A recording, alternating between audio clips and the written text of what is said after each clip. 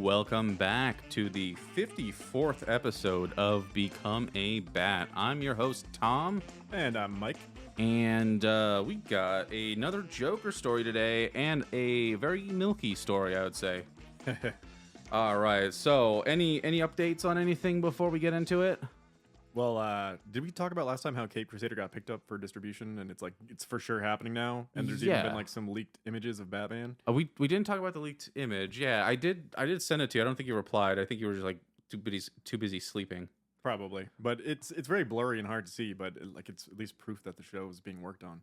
Yeah. Like Amazon's getting it, which is good. I'm sure a lot of people have Amazon. I was hoping for Netflix just because it's easier to get into Netflix. I don't know, I like the UI better, but HBO would have been the best, but they screwed that up. I'm just happy that it's getting made. Yeah. I can't tell though with the leaked image, because it's just obviously somebody taking a picture of of something they shouldn't have, so it's very blurry. Yeah. I couldn't tell if it was like 2D or 3D.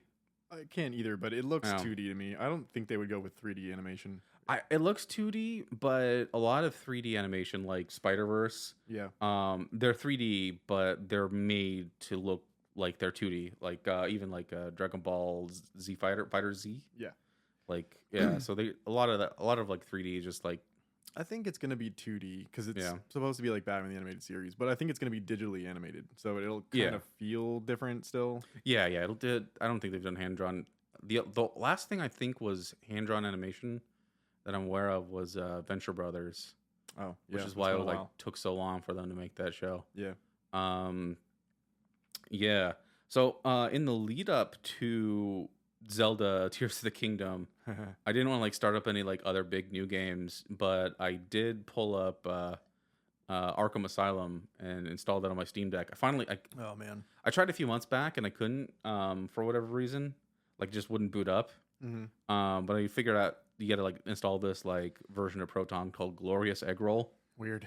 Yeah, very weird name. But once I installed that, it worked and played through that. It took me a few days.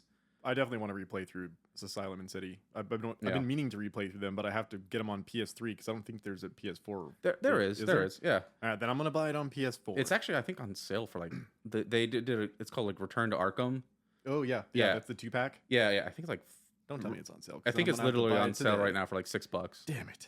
Yeah, they're not the best ports. Don't care. but I think they're serviceable. I know they run at 45 frames. It's a sale on Steam though, huh? No, on PlayStation as well, I think. All right, well, I'm buying it today. Yeah. Yeah. Arkham Asylum holds up.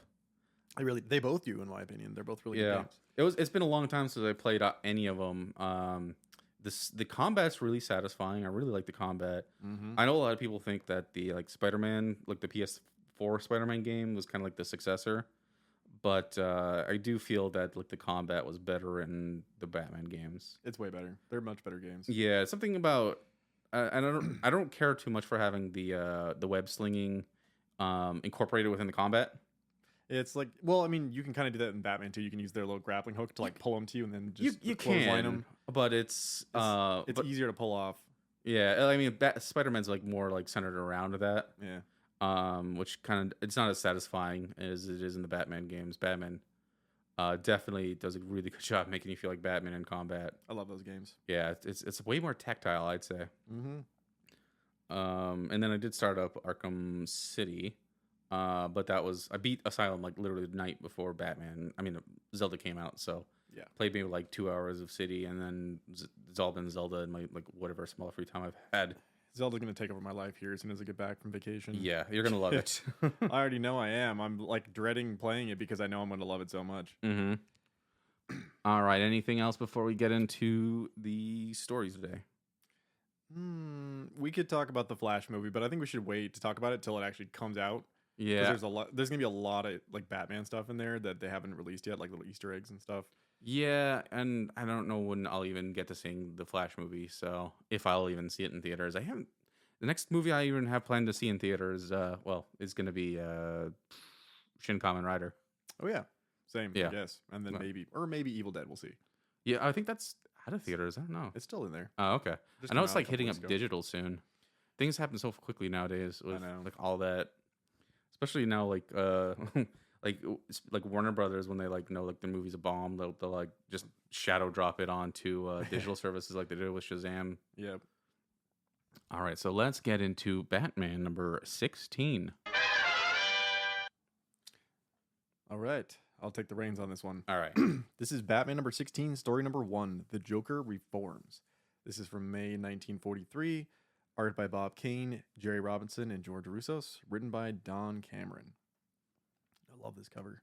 Yeah, this is like a super classic cover. It's not the first time we've seen this image, but I really like the addition of the gunman in the foreground.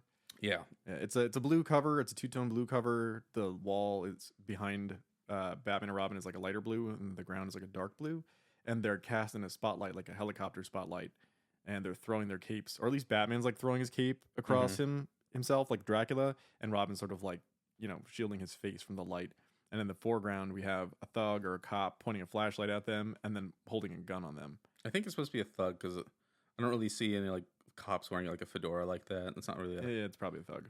Yeah, and then again, there's like Harvey Bullock. I don't know. Plainclothes detectives wear them, but he's got that thug-like jaw with the lower lip that's like sticking out, like he's about to talk like this. See? Yeah. So I'm guessing it's a thug. Me too. All right. Move on to the splash page here. Do you want to read that one? Sure. So let's see. Oh, let's describe it first, though. It actually has a stamp on there that says like "Buy war bonds for victory." It's a very official looking stamp. Yeah. So the splash page, it's basically Joker getting awarded a medal at some old West town, for being a hero. And Batman and Robin are like standing on this like roof of a hotel behind them, and they're like shocked and just very confused. Yeah, Batman's like holding his neck, like, what is going on? Yeah, this makes no sense. It's a lovely image though. It is. Yeah, and like all the townspeople are like, yay, go Ed. I think that's his name, right? That old guy in the lower right corner looks like he's shaking his fist like all mad. Damn hooligans. I wanted that award. All right, let's see if I screw this one up. You have heard that.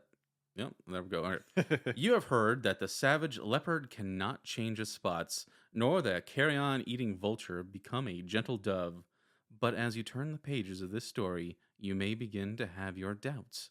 For that jeering ape, the Joker, that crafty clown of crime, that grinning gargoyle of greed, suddenly forsakes his evil ways to become not only an honest, upright citizen, but a fierce foe of wrong.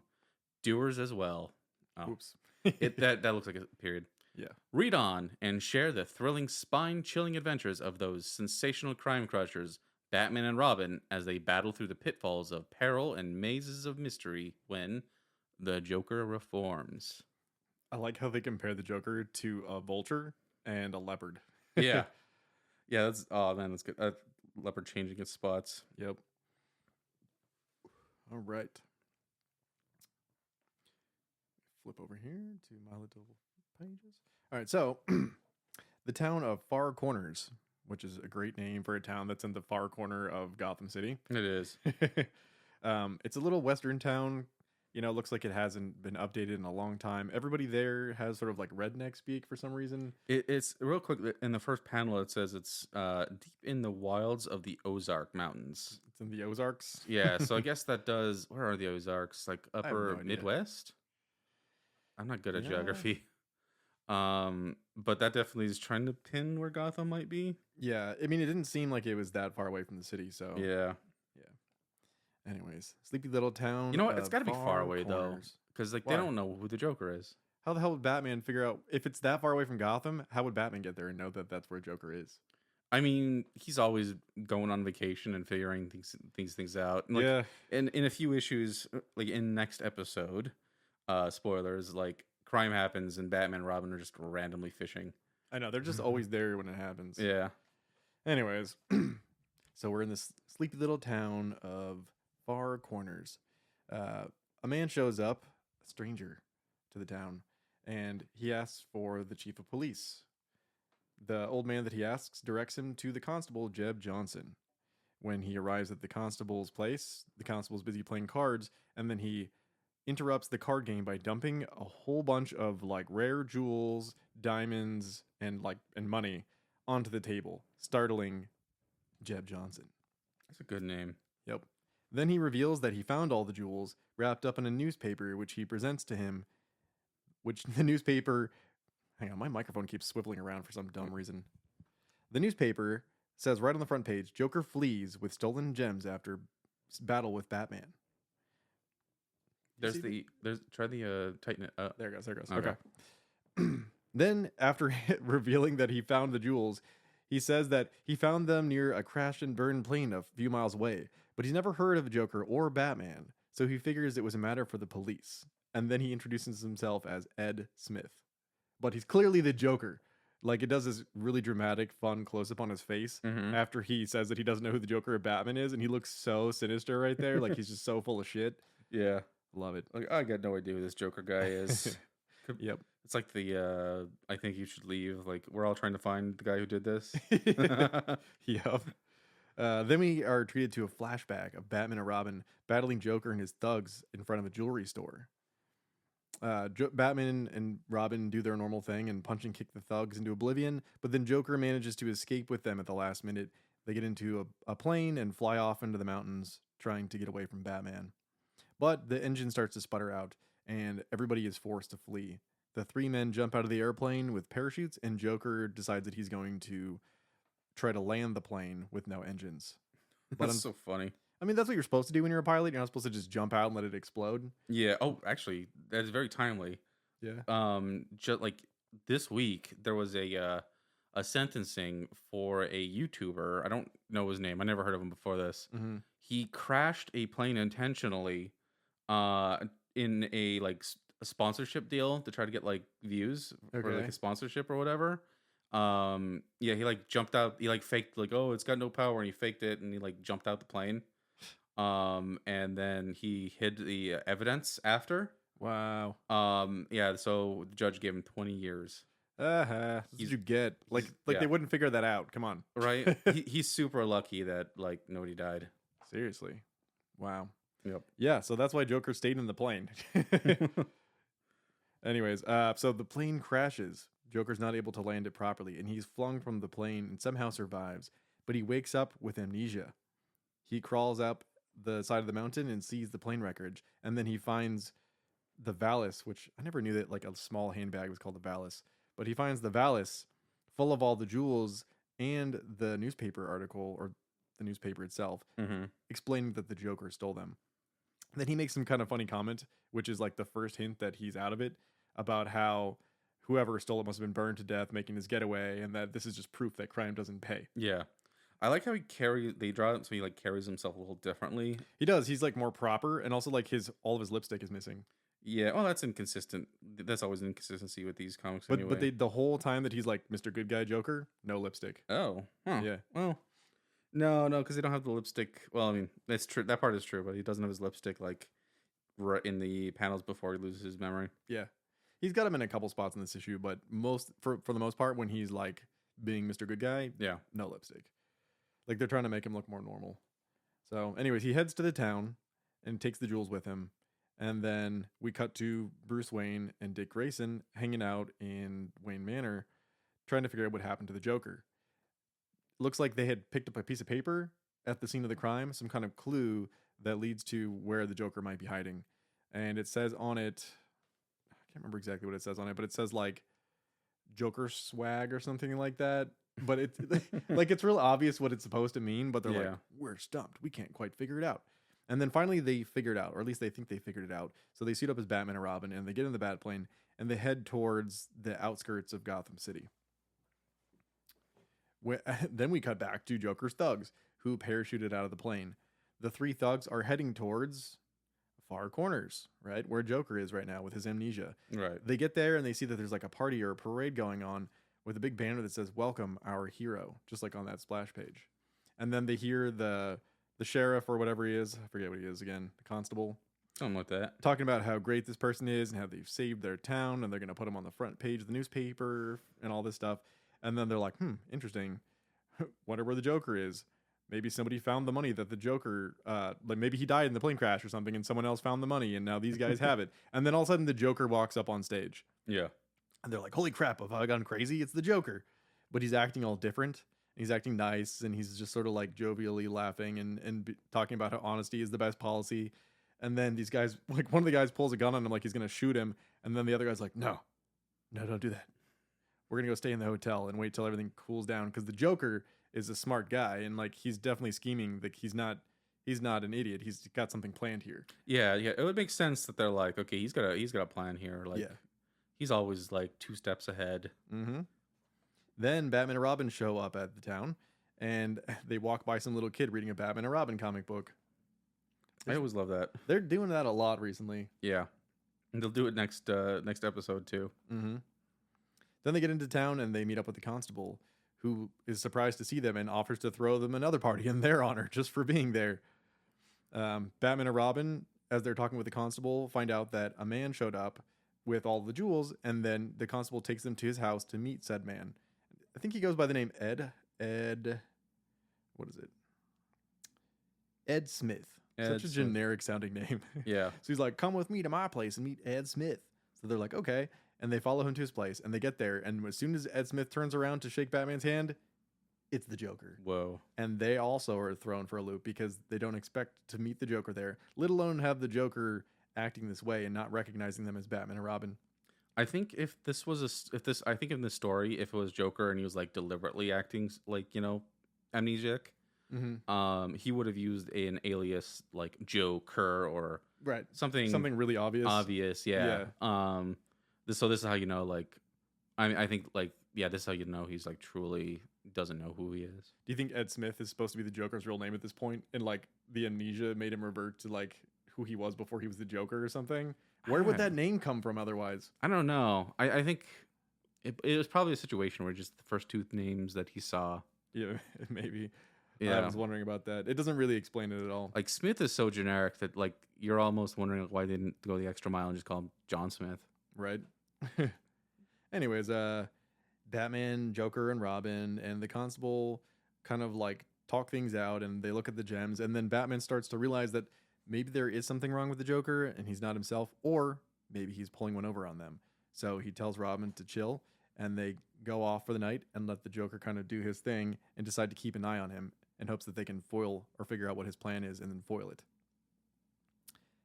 But then, as they're leaving, Joker's thugs attack, or pull guns on them at least, and Joker defends Batman by punching one of the gunmen who is about to shoot Batman and saving his life. Batman is surprised, but him and Robin decide they take out the thugs, and then they follow the Joker. Man, this is still hard to follow. I'm scared about the next story, how I'm going to handle it. We'll see. We'll see. They follow the Joker back to the hotel, where they decide to take a rest for the night. Joker goes to sleep, and then when he wakes up in the morning, he has vivid recollection of a nightmare that he had had. The nightmare, I guess it's not even the morning. He wakes up in the middle of the night, actually, like early morning. Yeah. Because he had a nightmare. And in the nightmare, he's like murmuring stuff about the jewels and like the hidden location of the rest of them. So we find out that the money that the jewels that he gave to the constable, it's not actually all of it. There's still more of it that's hidden somewhere. So somehow Joker, between like waking up with amnesia and showing up to this town, has hidden some of this cache of jewels. And then after he wakes up from this nightmare, he decides he's going to like wander out and try to find it based on nothing but the recollection of this nightmare, because he wants to present the rest of the jewels to the town so he can be an even bigger hero. Weird logic. As he leaves the hotel, though, the thugs are outside waiting for him, and they decide to follow him. He goes into the Post Express office, and the thugs burst down the door and attack him. They pistol whip him over the head and are about to, I guess, kill him. It's not quite clear if they were just going to knock him out or kill him. But then Batman and Robin show up in the nick of time. They see the Joker unconscious on the floor, and they start fighting the criminals. I love this shot here where Batman uppercuts that dude in the face. Yeah, it looks like his like eyeball is just Looks gone. like he knocked his eye out. Yeah. Reminds me of Joker in Dark Knight Returns. Oh yeah, with the batarang in his eye. So Batman and Robin start throwing fists, fighting these thugs, and they knock the thugs unconscious, and they wrap them up and tie them together with a rope. But as they do so, Joker comes to from being pistol whipped in the head. Now that he's awake, the pistol whip has actually jogged his memory, and he remembers that he's the Joker. So he pulls 2 pistols on Batman and Robin and is about to fire. But then Robin, thinking quick, pushes over a stack of wooden crates that knock the Joker out and crush him, or like you know, at least they cover him up so he can't get up. So he's what's the word? He's disarmed and he's unable to fight. Yeah, he's out of it. One of the boxes too, like it breaks open and reveals that there's a bunch of cash inside, which I'm still stumped about. We'll talk about that in a second here. Okay. So they realize that like the secret money stash the Joker had hidden was in these boxes, and that he was going there to uncover it, even though he wasn't quite sure because he had amnesia. And did you notice the tag on the box says Joe Kerr swag? Yeah, he did use that. He did use the whole like Joe Kerr thing. Yeah, I've been obsessed with it because it kind of all it looks like it could say either Joker swag, or like it's a name, Joe Kerr swag. It's Joe Kerr swag, yeah. Yeah, but it's supposed to be Joker swag. Yeah, it's funny. Yeah. So, anyways, they find a label on one of the boxes that says Joe Kerr swag, and then the constable comes in and like arrests the Joker and takes him away to the little prison that they have in that town, I'm assuming. Just a little jail. Yeah. I hope that like the next appearance of the Joker, he has to break out of like a Wild West style prison. Yeah, that should be easy and like entertaining. That'd be funny. But anyways, that's the whole story, and I don't understand. Like, the Joker he was like stealing these jewels, right? Like all they stole was jewels. Mm-hmm. And then they jump out with the parachute, and he crashes the plane. And then he wakes up with amnesia, and he grabs the valise full of jewels, and he takes it to the town, and he gives it to the constable. Where in the fuck did the boxes full of cash come from? And why do they have the name Joe Kerswag on them? And like, I can't figure it out. I don't know. Like, yeah, he has a nightmare about like I want to take about having hidden this money in this barn or whatever, or sorry, in the post office. Yeah. But like, when did he hide the money in the boxes in the post office and then commit the jewelry heist, knowing that he was going to fly to this town? Like, I'm thinking it's that. It might be something that he sneaks into this town from time to time. This is where he puts his stash, and that's where they're going. Man, they did not do a good job of explaining that. Because I'm looking at the plane, and like the plane is not big enough to like carry like those big boxes. Yeah, there's literally like 6 heavy wooden crates full of cash. Yeah. So I'm a little stumped there. I mean, I like this story because I like when Joker becomes normal and stuff. It's like a funny plot thing that they do a lot. And like the setting of like the old West town makes no sense, but it's one of those ridiculous things that I like about old Batman comics. Yeah, just you have Batman and Joker who are like clearly big like city dwellers. Yeah, and now they got to like deal with being like in the old West. Yep. I kind of do one thing I think that like sets Joker apart is that like I think if it were a different villain, he would like when he regains his memory, he'd be conflicted. Right? Yeah, maybe, yeah. He'd be like, yeah. Two-Face would kind of probably like have a soft spot for this town, like for like how they treated him and all that. Maybe even Clayface. Clayface, seems to like glom onto his surroundings, right? Oh yeah. But Joker, like, it's an immediate little 180. Like, soon as he like gets hit back in the head and remembers who he is, he snaps right back to instantly in a Joker mode. He doesn't care about these people anymore. Mm-hmm. And that's he can never be reformed no matter how much they try. Nope. That's the beauty of it. All right. So, do you have any other final thoughts on this episode or this story? Well, I really like the artwork in this issue a lot. The only thing that bummed me out a little bit was that the Joker's smile is missing for most of it because they forgot the lipstick. But in general, like I love the way Batman's drawn, and I love the way that Robin's drawn. And there's some really cool like action sequences in this issue that are just really dynamic. Yeah. All right. When we get back. Okay. The sound effect button is not working properly. What? That is very strange. Oh, what is that?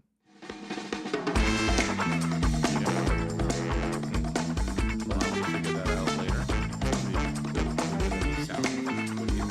All right. Well, enough of that. Now we're going to take a quick break, and then when we get back, we'll go into the grade A crimes.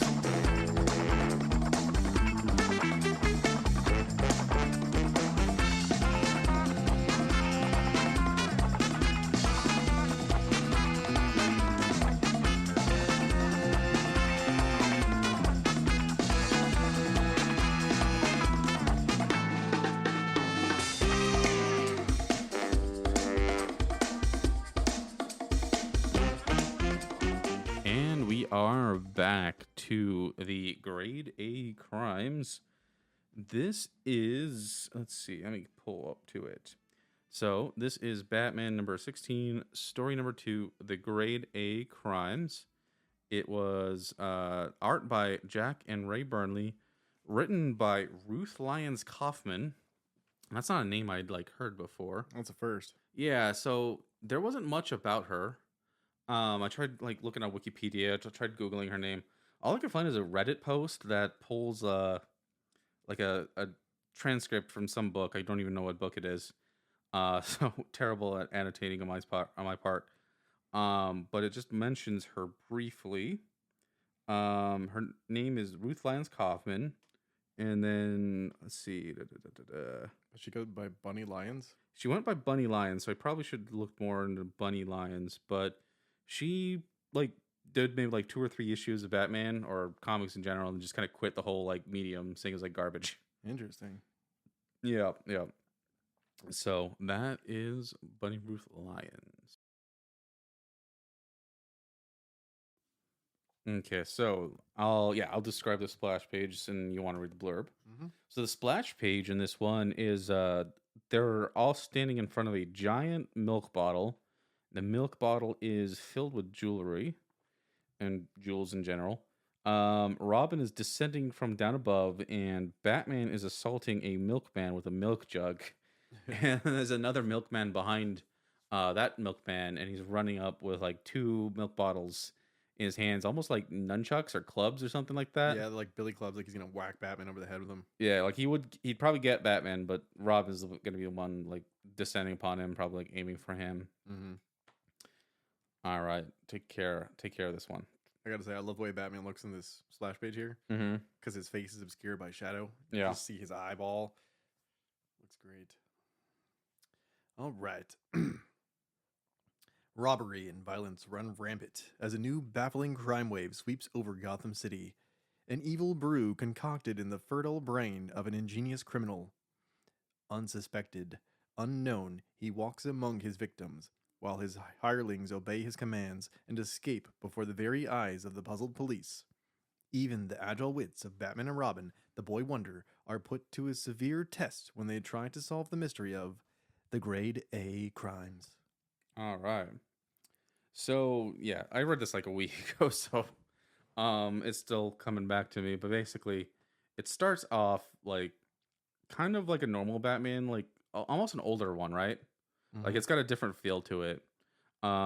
So we see a milkman being driven out like with a horse carriage, right?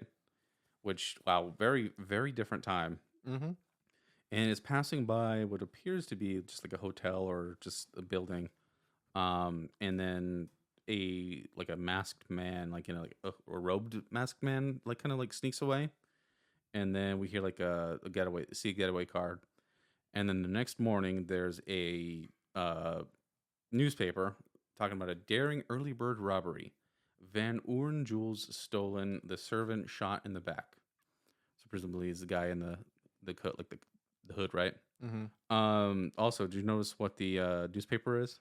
Where is it from? It's the Daily Bugle. The Daily Bugle. Of course. So, Batman had the Daily Bugle appear in it before Spider-Man. Yep. So we're seeing the hideout of like these people, and they're looking over the jewelry, and there's like this one old guy, and I guess he's like the leader, right? And he's wearing like a domino mask.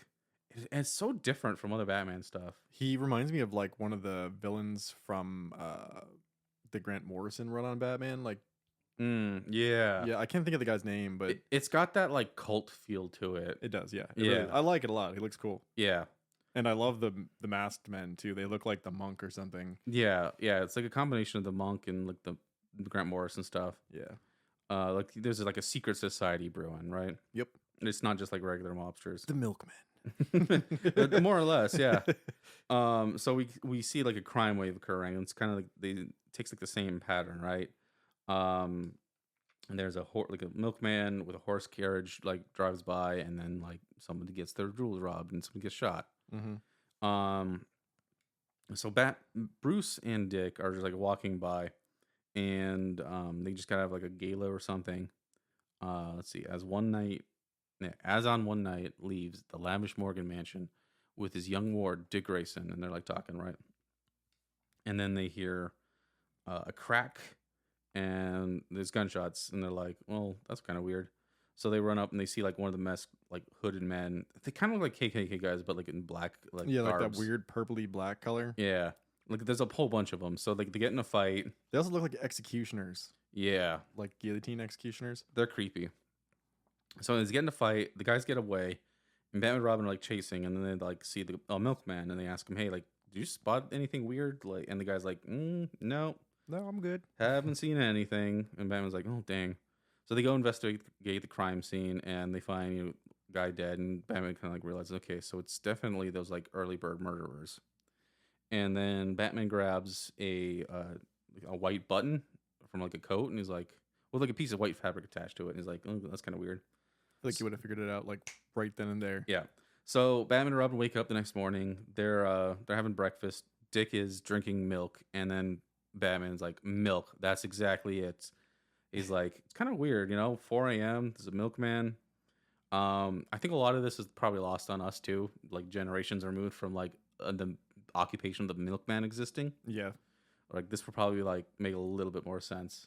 It makes sense to me only because like my mom talked about that crap, and she used to have a giant milk jug that looked like that. Yeah. And she talked about how they'd like drop off your milk at like 4 o'clock in the morning Right. But I before it mean, gets hot outside. it's not that we don't know what it is, but it's like, we're so far, we're removed from it that We're we only quite have, like, far removed. yeah. Yeah. So like the subtleties we don't quite get. No.